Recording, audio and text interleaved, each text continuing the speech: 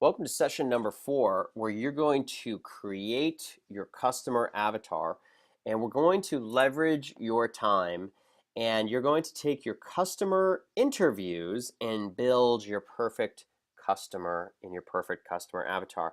So there's really 2 steps to the customer avatar process. Now, in step 1, I want you to interview your top 9 customers. Now, a lot of people then say, hey, wait a minute, I don't have 9 customers. In fact, I haven't started my business yet, or I'm starting a new business. That's okay. You will interview 9 prospective customers. But for those of you who already have customers, I don't want you to just interview any old customer. I want you to interview your top 9 customers. So that's 3 a week for 3 weeks. And what's your top 9? It's the 9 customers who paid you the most money. Your 9 customers who you were able to get the most value for and from. So start with your top 9 customers. Do not go and interview the customers that you had to do a lot of free work for, or the customers who were a pain, or the customers who who you would never want to have another one like them. I want you to interview the customers that you want to replicate. So the customers that paid you the most money, that you did the most good for, the ones who you were truly meant to serve, those customers who love you, the customers who just can't stop giving you referrals. Those are the ones I'm talking about. Those are your top customers, and you're going to interview 9. And so after today, I want you over the next weeks, in the next 3 weeks, I want you to interview 3 customers per week. So, or if you don't have customers yet, 3 prospective customers a week. And in 3 weeks, you will have nailed this. And in step 2, then you're going to take what they have in common and build your avatar or your perfect customer. This will massively streamline your content creation efforts and ensure that you give your customers exactly what they want. Key word, operative word, they want. Not what you think they want. Not what you would want if you were them. What they want. How do you know? You ask. It's very simple. And when you get their answers, you'll be able to put the answers side by side and highlight the commonalities. And when you highlight the commonalities, you're going to be able to build your universal customer or your perfect customer avatar. So what we're doing is we're finding those commonalities that make your customers uniquely similar. So we want to include only those commonalities that have meaning and value and discard irrelevant traits. So if all of your customers, have skin and are humans, that's really not probably relevant. It's probably a lot more relevant of the kind of problem that they're looking to solve.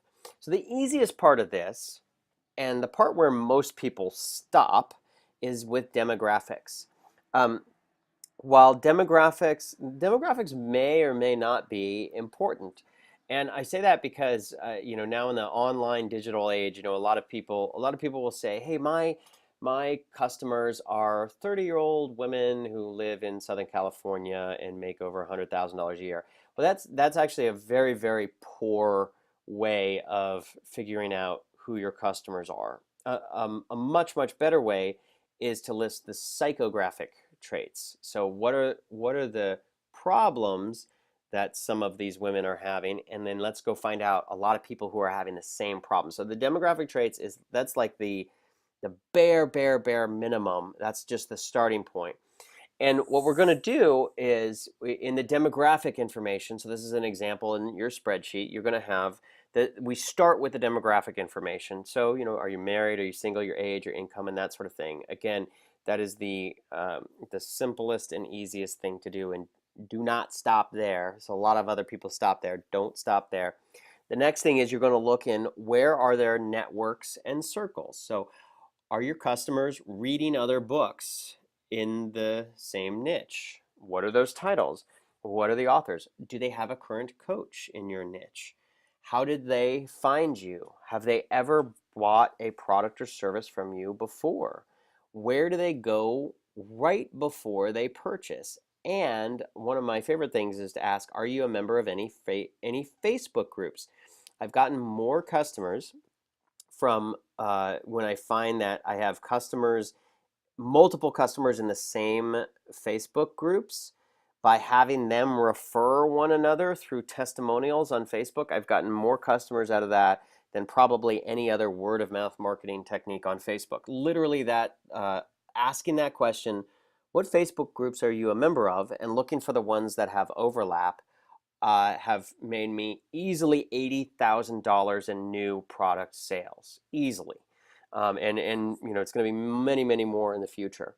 The next, the next thing after you get the demographic stuff out of the way, the next thing that is far, far, far more important. In fact, if you skipped the demographics and only did the psychographics, you will be way farther ahead than even bothering with age and income. Age and income are much less important than this. You want to ask, what are your customers' biggest fears and frustrations? Now, a lot of times I find that people, entrepreneurs and authors, are saying, well, I'm a fiction author. What do people's fears and frustrations have to do with, my book? Or I'm in the positive affirmation business. I don't want to ask people about their fears. It just feels kind of weird. Well, remember, you're in the business of solving problems, and if people have a fear or a big frustration or a big problem, they'll pay you to solve it. And even if your book is a fiction book, they'll still pay you. They're buying your book for a reason. Well, they want to be entertained. Well, maybe it's a specific kind of fiction that they want to be entertained. I love science fiction, and I'm always looking for a good science fiction book and a good science fiction story. And I would love it for an author to interview me and ask me what kind of a book would I really want to buy. So few authors out there do it, and if you do it, it'll get you way ahead of the game. You want to find out what your customers' wants, aspirations, and fantasies and desires are. So that's the flip side of the fear and frustration, right? But fear and frustration is more important. Problems are twice as important as the flip side, which is the wants, aspirations, and fantasies. And you're going to use your customer avatar's words in your marketing. And people communicate in different ways. So, people who are interested in yoga say namaste, and they understand what it means to feel grounded and those kinds of words. And that's totally different from somebody who loves baseball, who understands what a farming system is to have the best baseball team. And that's totally different from a tech geek who understand the RAM inside their memory. And so it's important for you to know what your customers' common words and phrases are, and it's the ones that they use and they can best relate to. And then you're going to interview your customers. And there are 10 main questions at the end of the customer avatar questionnaire that are the most important. But here are a few of them. What are the biggest, as it relates to what you do, you want to start out with each question, as it relates to what I do. So in the case of Facebook marketing, so I say, as it relates to Facebook marketing, what are the biggest areas that stress you out? And if you're a wellness coach, the next question would be, as it relates to your health and wellness, what are you most proud of? If you're a business coach, you could say, as it relates to your business, what excites you? And then so on. And as it relates to your business, what are your top 3 biggest frustrations, and what problems do you wish would go away? The answer to those questions are what people will pay you for. And so here's an example of what a customer avatar might look like. And so this would be a customer avatar. So after interviewing hundreds, or hundreds, I should say, probably 40 or 50 yoga entrepreneurs, here's an example of a customer avatar of a yoga entrepreneur. So this is Mary, who's a yoga entrepreneur, and her, she's 24, single, and she lives in Austria. And she is, out of her other gurus, she really likes Matthew Sweeney and Brian Kest and Nikki Doan and Tiffany Cruikshank. And if you're, in Tara Stiles, and if you're not in the yoga business, you won't probably know those names. In the yoga business, a lot of people know those names. Why is that important? Well, the reason why is if I find that a lot of my customers work with, follow Tara Stiles or follow Tiffany Cruikshank, then I can go and approach them and say, hey, did you know that, I can add a lot of value through yoga marketing, and I would love to provide you some services for free. I can add a lot of value to your business. I'll do it for free because a lot of my customers follow you. And if you simply gave me one little testimonial or endorsement, I'd probably make a lot more money. And in fact, that is exactly what has happened. There's quite a few yoga gurus that I've done a lot of free marketing for, and I've ended up getting tens of thousands of, if not more, in terms of new customers through their endorsements. And another great question, is there someone you know living the life you wish you could? Who would you most want to emulate? Um, and so the reason why we ask this question is that sets in neurolinguistic programming, we call it an anchor. And so, a lot of people might say, if you say, what do you really want? You say, well, I want to have a business so that I can travel and I can do retreats and I can teach holistic health coaching and do traditional medicine and be so huge that I get sponsored by Nike. Well, that's a vague. It's some really cool things, but you say travel. Travel where? That could be anywhere.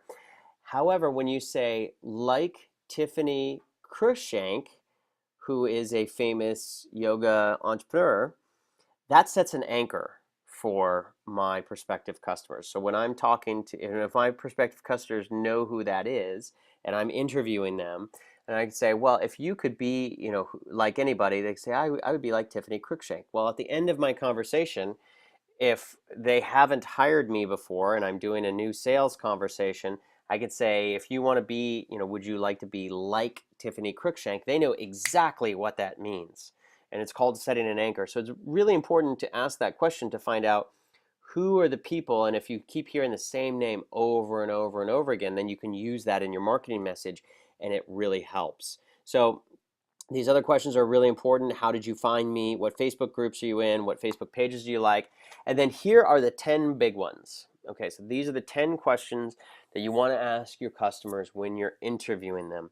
And I like to offer my customers and prospective customers a free 30-minute one-on-one consultation in exchange for asking these questions. And if you only have 5 minutes, I wouldn't bother with anything other than these questions, these 10 questions, and I would record them on a Skype call. And don't try and take notes while you're getting the questions answered. Just record it and then listen to it later and fill in the blanks. But question number one: when it comes to your topic, what's your number one biggest challenge? What stresses you out the most? What accomplishments are you most proud of? Excites you, frustrates you the most? What problem do you wish would just go away? And then get down to the bottom. What would you Google to find me or my business if you didn't remember my name? That's really going to help you figure out what people are thinking when they're looking for your solution. And then this last question is absolutely priceless. Okay, here it is. Let's say you're talking to a prospective customer, so they have not purchased anything from you yet. It's better to do it with a customer, but if it's a prospective customer, that's fine. Here's a question. Picture yourself 90 days from now already having purchased my product or service. What is the single biggest result you want to have? The answer to that question is what people will pay you for. And if you ask 9 customers over the next 3 weeks, the answer to that question, and you want to really look and focus for patterns, and you start to see, for example here, I have had lots of yoga entrepreneurs who, when I asked them that question, they said, gosh, you know what, I want to fill up my Costa Rica yoga retreat. And I had lots and lots of customers asking that, say, hey, can you help me fill up my Costa Rica yoga retreat? So guess what? I created a service helping people fill up their Costa Rica yoga retreats, and I have a built-in customer base. And I didn't do that until after I kept having people over and over and over and over say, I really wish there was some service out there that I could just give money to or pay commissions to fill up my Costa Rica yoga retreats. And so now on CostaRicaYoga.org, we have a system to help people, help yoga entrepreneurs fill up their Costa Rica yoga retreats, and it's making great money because we have this built-in customer base that we're the only solution for. Woohoo! So I want you to do this. So when you're asking your customers, these are the 10 questions you don't want to miss. So here's your exercise. Question number 1. Please pull out your pen and piece of paper. Question number 1. What are the common demographic traits of 80% of your customers? So this is like the super easy one, no-brainer. Where do they live? What are their age? What are their genders? Now, if you're like me and most of your customers are all over the world, where people live is really not important. Also for me, age is sort of important. I have very few customers under the age of 30. Interestingly enough, in gender, probably 60% of our customers are women. And so, but again, the whole point is that for our business, demographic traits are not very important. What is far more important are the universal psychographic traits. So for your customers, what are your biggest fears or frustrations? What's the biggest problem your customers are trying to solve? And what do your customers want? What are their desires and aspirations? Next question, what is the conversation your customer is having internally right now?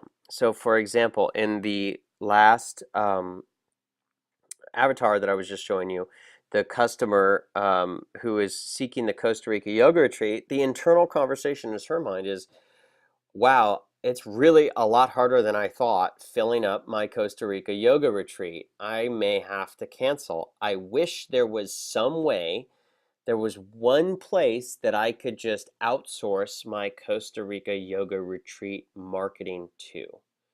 That's the conversation that she was having. And so guess what? When we take the answers to that information and we say, okay, I'm going to create a marketing product just for yoga entrepreneurs looking to fill up a Costa Rica yoga retreat. Guess how many people there are out there looking to do that? Probably 400,000 or 500,000. Guess how many people have a solution to meet that need? Like 1 or 2. I'm 1. So the whole point here is to have that conversation and ask your customers so that you can figure out what's the conversation going on in their mind. And I want you to commit to speak to 1 customer or prospect per day for the next 10 days. Now, if that's too much for you, then do 3 a week for the next 3 weeks. But under no circumstances, 21 days from now, are you to not have spoken to at least 9 customers or prospective customers. Make the commitment now. And this is where it really helps to have a buddy, have somebody who is going to help you. And if you don't currently have a partner, what I want you to do is go to the VIP Facebook coaching group, the Attract Customers Now VIP Facebook coaching group, and make a public commitment that you are going to speak to 3 prospects for the next three prospects a week for the next 3 weeks, and in 21 days from now, you're going to post what your customer avatar, the spreadsheet on your customer avatar spreadsheet in the group. That's a great way. If you don't have any other current partners or any other coaches, I want you to do that, because if you do that, if you write that down, make that public commitment, you will follow through. The likelihood that you will follow through goes up tenfold. If you don't do that, the likelihood that you follow through, it may be a real struggle. You may not, in fact, get there. So I really want you to be successful. I want you to do it. So go and do the exercise right now, and we will see you in session number 5, where you're going to create your fan page magnet blueprint.